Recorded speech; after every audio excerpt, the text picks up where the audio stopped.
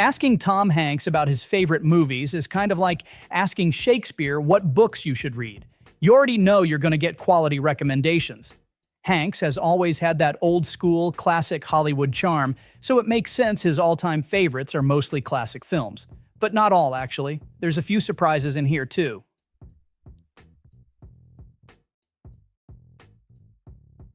In a Reddit AMA, someone asked Tom Hanks about his favorite movies he didn't act in, and he mentioned two right away. One was the sci-fi thriller Looper, directed by Rian Johnson and starring Joseph Gordon-Levitt and Bruce Willis. Kind of unexpected, but it makes sense because Looper was actually pretty great, although lots of people hated it for some reason. Basically, it's set in 2044, where hitmen called loopers kill people sent back from the future. Joseph Gordon-Levitt plays the young version of Bruce Willis's character, and the movie's about him being tasked to kill his older self.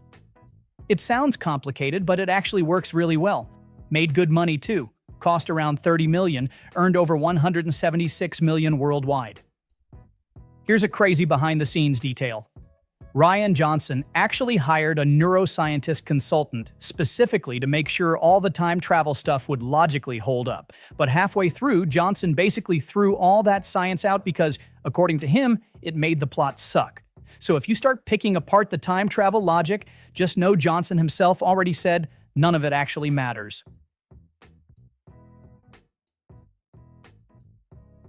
The other movie Hanks mentioned in that Reddit AMA was The Boat, specifically the director's cut.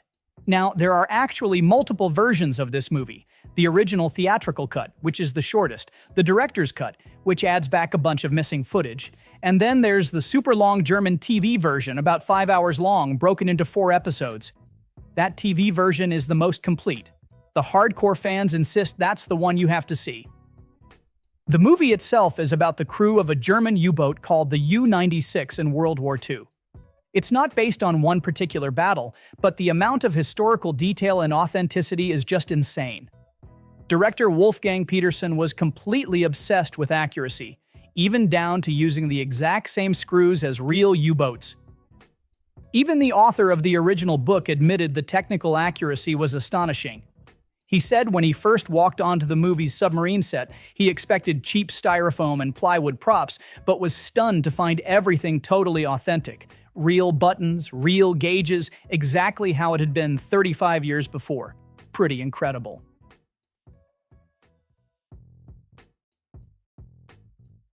Another favorite of Hanks is Gus Van Sant's indie drama Elephant. The film follows the lives of several students in a Portland area high school, leading up to a devastating school shooting. It sparked controversy right away, partly inspired by the Columbine massacre, and some even accused it of influencing later real-life incidents. But critics mostly loved it, and it even won the Palme d'Or at Cannes in 2003. Hanks himself said, "If you haven't seen Gus Van Sant's Elephant, it is one of the most bone-chilling films I've ever seen. It's almost as now as you can imagine. It's mostly the subject matter and how they handle it. That was astounding."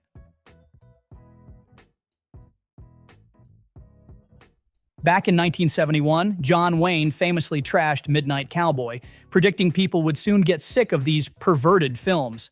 But for Tom Hanks, it's one of the greatest movies ever. It was originally rated X, and it's actually the only X-rated movie ever to win Best Picture. Jon Voight plays Joe Buck, a naive guy from Texas who moves to New York to become a male prostitute. Dustin Hoffman is Ratso Rizzo, this streetwise con man who ends up becoming his buddy, introducing him to all these shady characters. Hanks summed it up like this: "That movie is locked into its era, but again, it is right about today and what drives us, and it has 2 magnificent performances that any young man, if they saw, wanted to play." Voight actually took minimum actor's pay just to get the role. Meanwhile, Hoffman once revealed that during the film's first test screening, audiences were so shocked by a gay scene, they started walking out. Hoffman was terrified the movie would ruin his career. He even did another movie right away with Mia Farrow, just to seem respectable. Paul Thomas Anderson's Boogie Nights, the movie about the rise and fall of adult film star Dirk Diggler in the 1970s, might seem a bit edgy for Tom Hanks, but he absolutely loves it. He told Bild, "That film was a revelation for me." And Hanks isn't alone.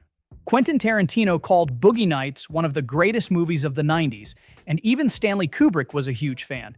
Anderson actually visited Kubrick during filming of Eyes Wide Shut, and Kubrick told him personally how much he liked Boogie Nights, especially praising Anderson for writing and directing his own material. Anderson himself described Boogie Nights as basically a film about finding a family, explaining, "It's about a lot of people searching for their dignity and trying to find any kind of love and affection they can get, and they find it in really twisted ways, but they get it, you know?"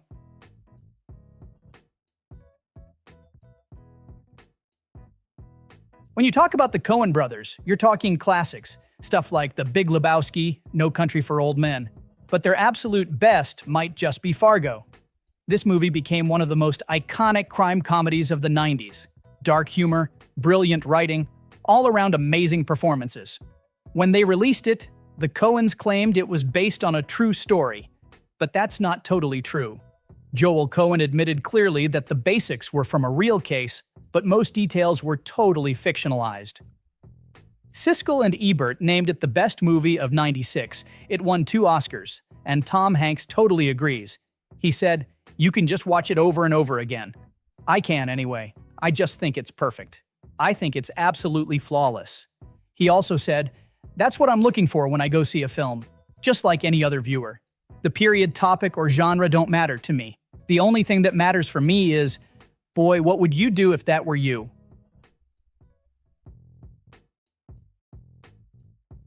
This was basically the Beatles playing themselves in this super energetic, semi-fictional day-in-the-life story, mobbed by screaming fans, running from managers, and getting ready for a big TV show. Directed by Richard Lester, this film essentially invented what we'd later call music videos, decades before MTV existed. And Tom Hanks absolutely loves this movie. He said, "If I could live inside the world of any film, it is A Hard Day's Night by the Beatles." It was the friendship exemplified by these 4 guys who just seemed to be having the greatest time of their lives doing what they naturally love to do. It remains the most joyful movie I've ever seen. He even ranked it number 3 on his top films, explaining simply, "To see the Beatles be so fresh, funny, and hilarious with the greatest music of any generation, that is definitely number 3. Tom Hanks grew up in the new Hollywood era, the years of The Godfather, Jaws, Taxi Driver, The Graduate. Those movies all came out when he was young, completely shaping how he saw cinema. So of course he loves The Godfather. Even references it in You've Got Mail, remember? The Godfather is the answer to any question. What should I pack for my summer vacation? Leave the gun, take the canoe. What day of the week is it? Monday, Tuesday, Thursday, Wednesday. The films, obviously, are legendary. 11 Oscar nominations, wins for Best Picture, Best Actor, Best Adapted Screenplay. But for Hanks, it's specifically Robert Duvall who really stands out. He explained it like this. "Though he's not particularly a chameleon, it took me a long time to recognize him from one movie to another. He's not unique looking, doesn't put a hump in his back or do much more than walk a little different. This man keeps entire movies together, as in the Godfather pictures."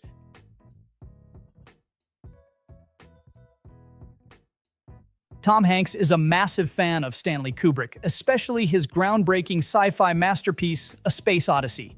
That incredible opening act, the one called The Dawn of Man, is 20 minutes long without any real dialogue. It ends with an ape tossing a bone into the sky, and suddenly it's a spaceship orbiting Earth. Hanks calls it the greatest time cut in the history of time cuts. In fact, he said, "When that happened, my head exploded." And he actually means it.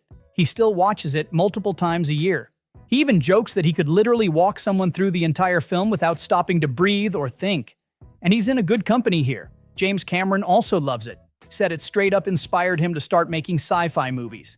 He admitted, "I remember being shaken by the majesty of it as a work of art in every sense."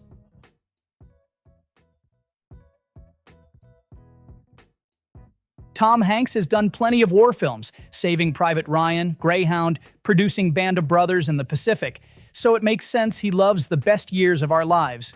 It's about three American servicemen returning home after World War II and struggling to fit back into normal civilian life.